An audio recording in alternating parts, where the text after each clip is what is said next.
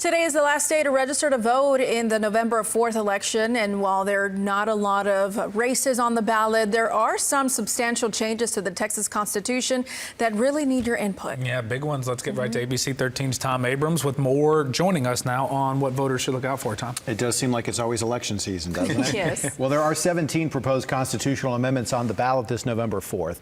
These are items that the legislature approved but now needs your vote to become law. They include a measure that would increase the homestead exemption from $100,000 to $140,000 to offset some of the drastic increases in property taxes we've all seen. An item that would eliminate the possibility of bail for some felonies, including murder, capital murder, trafficking, and other aggravated crimes.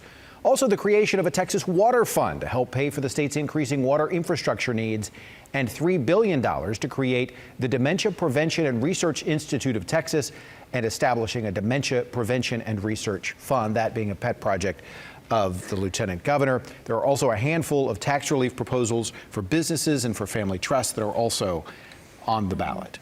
A couple of other items, a bit unusual, certainly more direct than some of those more wordy amendments. Can you talk about those, the unusual ones on the ballot? Sure. There is one measure that would prevent those who are not U.S. citizens, from voting in Texas, but that's already the case in all national elections. There have been provisions that allowed for legal U.S. permanent residents to vote in some local elections in other states, but not here in Texas. Also, there's a proposal to codify an amendment that would affirm that parents are the primary decision makers for their children, which typically is already true, but would seem to be directed at school districts or physicians, given all the rhetoric we've heard from Austin. And what is the turnout for an election like this one? It's not huge. It's never what we would want it to be. But in 2021, the statewide turnout was 8.75%. That's fewer than 1.5 million Texans who voted.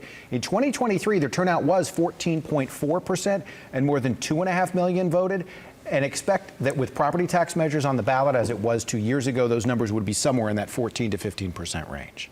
Good reporting as always, Tom. Thanks so much.